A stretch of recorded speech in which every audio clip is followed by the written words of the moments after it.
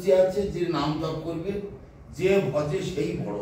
মুখে তো সব সময় বলতে, শুধু মুখে জপলে তো হয় না, মনে মনে খেলে পেট ভরে।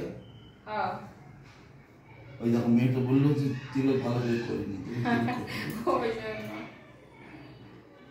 যাই হোক, মনে মনে খেলে কি পেট ভরে যায়? তবে হাতে কলমে করতে হবে, খেতে হবে। যাই হোক, এই কলিযুগে হরিনাম ছাড়া গতি নাই, গতি নাই, গতি নাই। ওখানে দিয়ে দুদিন কথা শুনলে কত কথা। যে হরিনাম করবে তার জীবন ধন্য, আর এই যুগে তার কিচ্ছু নেই। তাই শাস্ত্রীতে বলছে যে ভজে সেই বড়, অভক্ত ইনসার কৃষ্ণ ভজনেতে নাহি জাতি কুলাদি বিচার।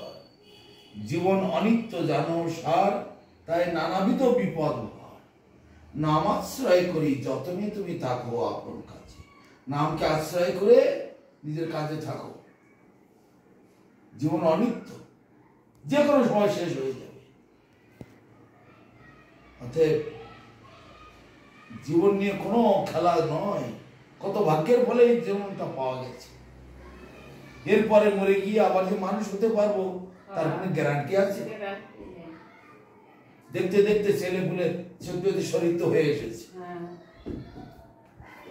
কিছুদিন পরে তোমরা চলে যাবে, আবার ছেলে মেয়েরা ওরাও ধীরে ধীরে বুড়ো হবে, ওদের পরে আবার ওদের ছেলে মেয়ে বুড়ো হবে। এই তো আসা যাওয়া। অতএব এখানে কোন রকমের গাফিলতি করলে হবে না। এতদিন জানতে পারিনি, বুঝতে পারিনি, সে এক কথা।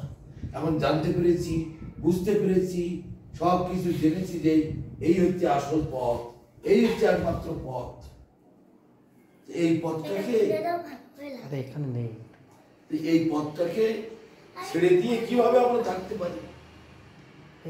যত কাজ থাকে এই পথটাকে আমার তাই এইটা বহু ভাগ্যের ফলে অত্যন্ত ভাগ্যবান, বহু ভাগ্যবান যিনি তার মুখে হরিনাম উচ্চারিত হয়। তারপরে শাস্ত্র আরো বলছে যেন জন্ম সতই পূর্বং বাসুদেব সমর্জিত তন্মুখে হরিনামানি সদা তিষ্ঠন্তি ভারত। তার শত শত পূর্ব জন্ম থেকে ভগবান বাসুদেবের পূজা করা, অর্চন করা, সেবা করা, তারপরে তার নাম গুণগান কীর্তন করা, তার ভক্ত সঙ্গ করা, এই অভ্যাস যার আছে তার মুখে হরিনাম উচ্চারিত হয়, অন্যের মুখে হয় না। তোমার এই ভিলাই এত সুন্দর পবিত্র জায়গা ঘুরে ঘুরে দেখছি। শহর খুব ভালো শহর, ভালো সুন্দর রাস্তাঘাট, ওদিকে ইস্কনের মন্দির, জগন্নাথের মন্দির, তারপরে অনেক ভক্তগণ, অনেক ভালো দেখছি। কলকাতা বা অন্যান্য জায়গা থেকে অনেক ভালো পরিবেশ এখানে। এই সঙ্গে যদি একটু হরিনাম হয় কি মধুর, কি আনন্দকর হয় বলো দেখি। দেখতে পারবে, আমি দেবো, বলে দেবো, বলে দেবো, কোনো অসুবিধা নেই। তো বহু ভাগ্যের ফলে এই জিনিসটি পাওয়া যায়। তোমরা অত হালকা ভাবে দিয়েছিল, ব্রহ্মা নারদকে দিয়েছিল, নারদ ব্যাসদেবকে দিয়েছিল, ব্যাসদেব মধ্যাচার্যকে দিয়েছিল। এইভাবে গুরু শিষ্য পরম্পরা ক্রমে আমার গুরু মহারাজের কাছে এসেছে। আমার গুরু মহারাজ আমাকে আদেশ করলেন যারা চাইবে তাদেরকে দিবে, যারা চাইবে না তাদের দেবে না। তা তুমি চাইছো, তাই তুমি এর পাওয়ার অধিকারী। তোমার কল্যাণ হবে, মঙ্গল হবে। তুমি ভক্তি হবে এই নাম জপ করলে তোমার জীবন ধন্য হয়ে যাবে। জন্ম সফলতার কৃষ্ণ দর্শন যার ভাগ্যে হইয়াছে একবার। অতএব তোমার জীবন ধন্য। তুমি ভক্ত সন্তান পেয়েছো, ভক্তদের বাড়িতে আনছো, ভক্তদের সেবা করছো, তুমি মহাভাগ্যবান। তোমার জীবন ধন্য, তোমার কল্যাণ হবে, মঙ্গল হবে। জয় জয় বিশ্ববাদ জগৎগুরু ভক্তি সুন্দর গোবিন্দ দেব গোস্বামী গুরু মহারাজ কি জয়। শ্রী শ্রী গুরু গৌরাঙ্গ গান্ধারবা গোবিন্দ সুন্দর জিউ কি জয়। ভুবন মঙ্গল হরিনাম সংকীর্তন কি জয়। নিতাই গৌর প্রেমানন্দে হরি হরি বল। তোমার নামটা কি মা? অঞ্জলি। অঞ্জলি, ঠিক আছে। জয় গুরু মহারাজ, জয় গুরু।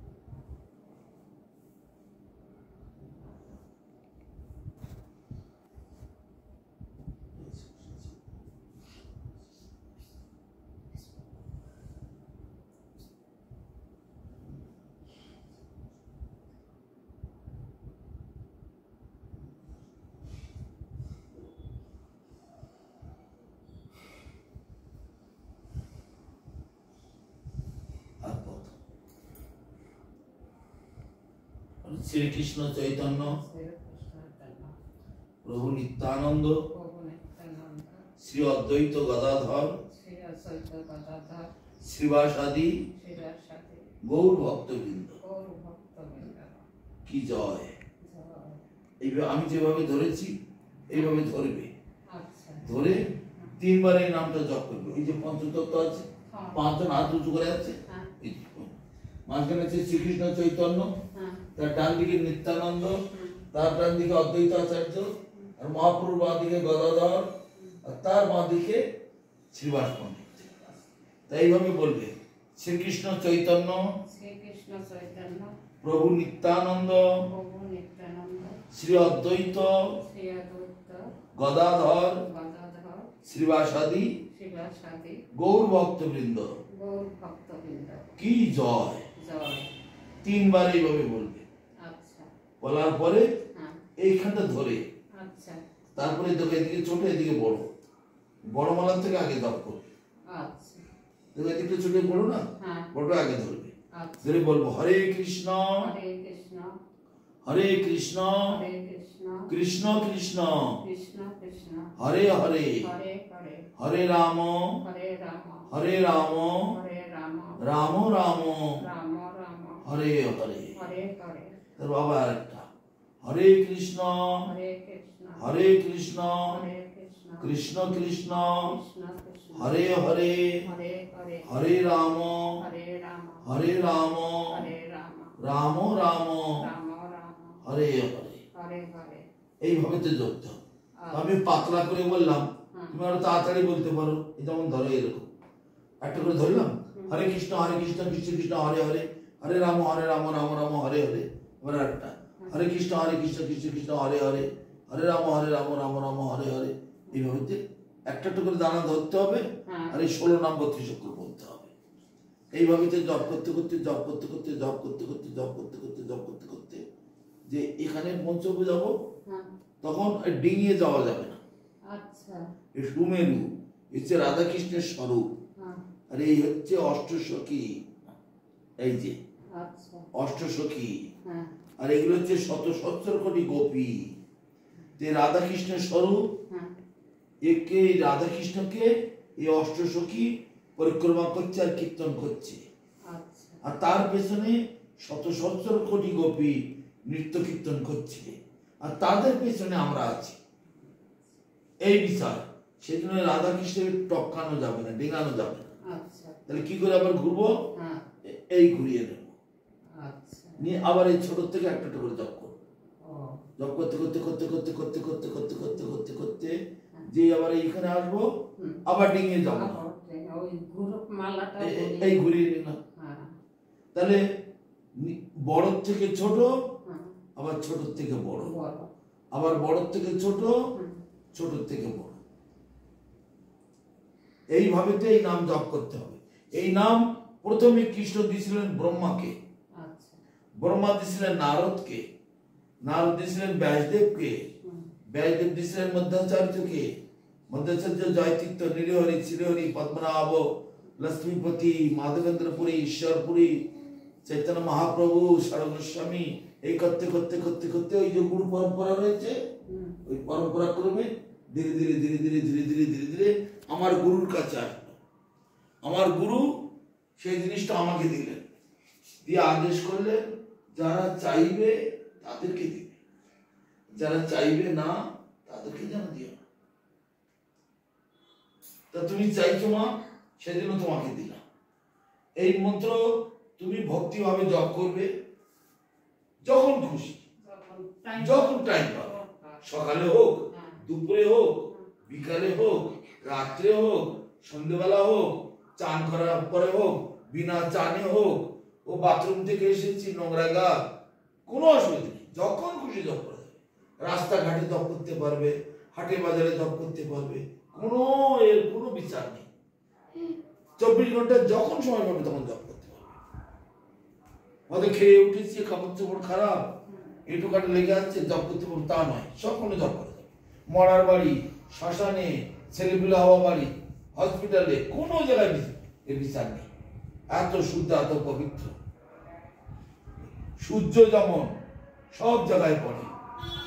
বৃষ্টি যখন হয় সব জায়গায় বৃষ্টি হয়, এখানে না ওখানে, ওখানে না ওখানে, এরকম করে হয়। নাম প্রভু এরকম, নাম প্রভু সর্বশক্তিমান, সর্বত্র সকলকে উদ্ধার করবে। ভক্তিভাবে এই নাম জপ করবে, তোমার কল্যাণ হবে, মঙ্গল হবে, যতবার পারো। এই নাম ঠিক আছে। গুরু পরম্পরা ক্রমে খ্রিস্ট থেকে এই পর্যন্ত এসেছে, তা সেই মন্ত্র আমি তোমাকে দিলাম। তোমার কল্যাণ হবে, মঙ্গল হবে, জীবন ধন্য হবে। নামটা নামটা কি? তোমার নাম হচ্ছে অঞ্জলি, তাই তো? আজকে থেকে তোমার নাম হবে পুষ্পাঞ্জলি দেবী দাসী। পুষ্পাঞ্জলি দেবী। জয় পুষ্পাঞ্জলি দেবী দাসী কি জয়। হরিনাম দান মহামহোৎসব কি জয়। আরে বাবা তো হরিনাম করতে পারে না, তুমি ওনার পাশে বসে বসে যাও। হ্যাঁ, তা তো হবে, পাশে বসে বসে করবে, করলে তো আরো কল্যাণ হবে। হরিনাম ফুল হাতে দিন, কখনো বৃথা যাবে না। বলুন বলুন। ওম অজ্ঞানতিমিরান্ধস্য অজ্ঞান। ওম অজ্ঞান তিমিরান্ধস্য জ্ঞানঞ্জন শলাকায়া চক্ষুরুন্মীলিতং যেন তস্मै শ্রী শ্রী গুরবে নমঃ। এষ সচন্দন পুষ্পং ঐং শ্রী গুরবে নমঃ। গুরুদেবের চরণ। জয় জয় জয়। হ্যাঁ, তুমি দেবে দেবে দেবে। এটা নিন, একটু নৈবেদ্যটা ধরো, দুই হাতে ধরো, বলুন। ইদম নৈবেদ্যং তণ্ডুলং ফলজল দ্রব্যং পুষ্পং দক্ষিণা কাঞ্চনং পুষ্পং সর্বং ঐং গুরবে নমঃ। হাতে তুলে দে।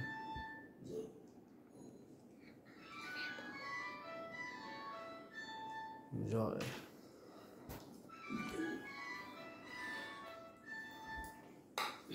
তোমার কল্যাণ হোক, মঙ্গল হোক। আমি এবার ঠাকুরকে দণ্ডবোধ করো। না, তুমি দুটো ফুল নাও। না না, এ পাশে আসো, বসো। আর দুটো বলো। ওম অজ্ঞান তিমিরান্ধস্য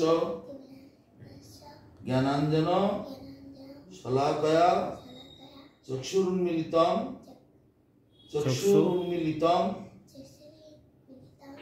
যেন তস্मै শ্রী গুরবে নমঃ। এষ সচন্দন পুষ্পং ঐং শ্রী গুরবে নমঃ। ফুল দিয়ে দাও।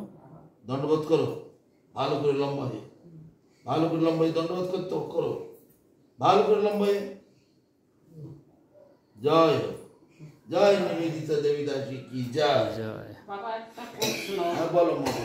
ওই নাতি ওই যে শাশুড়ি আসছিল, চলে গেছে, কিছু তো বললো না। হ্যাঁ, 4 বছর হয়ে গেছে, বিয়ে হয়েছে, বাচ্চা কাচ্চা 3 বার ওইরকম 2 মাস 3 মাস 4 মাস করে খারাপ হয়ে যাচ্ছে। তার হচ্ছে এখন সব উপায়টা ডাক্তার সব করা হয়ে গেছে। যে ওরা যদি দীক্ষা নিয়ে হরিনাম করে, ঠাকুরের প্রতি যদি ভক্তি আসে, ঠাকুর সব ব্যবস্থা করে। মহাপ্রভু বলেছেন হরিনামে সর্বসিদ্ধি, হরিনাম করলে সমস্ত সমস্যা সমাধান হয়ে যায়, কোনো সমস্যা আর বাকি থাকে না।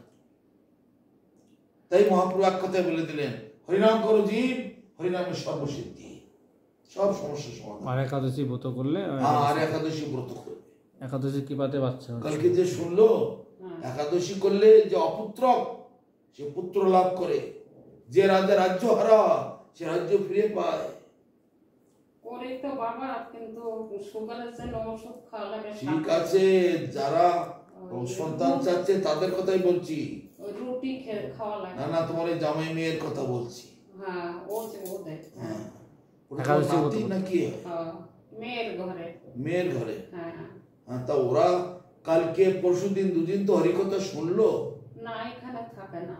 তা একটু কথা না শুনলে, ডাক্তারের কাছে না গেলে রোগটা কি করে ভালো হয়?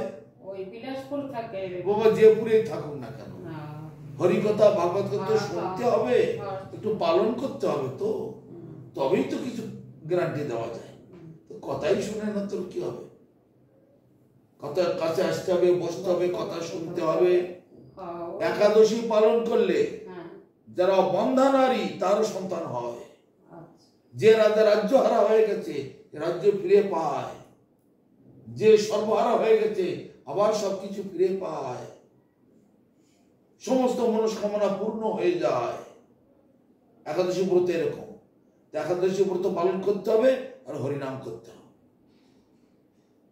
এখন ওদের বারবার সন্তান নষ্ট হচ্ছে, শরীরে অত্যধিক ভিটামিন, প্রোটিন, ফ্যাট এগুলো জমে গেছে। খালি ডাক্তার বলে রক্ত নাই শরীরে।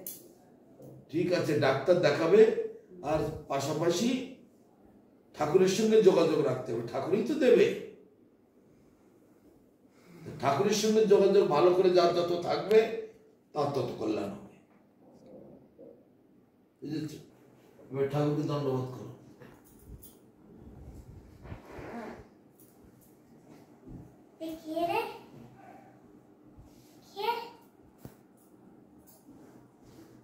যতটুকু বলো তাই করো, ব্যাস, ঠিক আছে। হরে কৃষ্ণ। আমরা বিশ্বাসের জগতে বাস করি, সত্যের সঙ্গে আমরা চলি। সত্যকে যারা ভালোবাসবে, সত্যকে যারা আশ্রয় করবে, শত্রুকে যারা ধরে বসে থাকবে, তাকে আর টলাবার মতো, হেলাবার মতো কেউ নেই পৃথিবীতে। সত্যই হচ্ছে জগতের একমাত্র বস্তু, আর সত্যই হচ্ছে ভগবান। সত্যের সঙ্গে যোগাযোগ যে যত রাখবে তার তত জীবন ধন্য হবে। বুঝতে পারছো?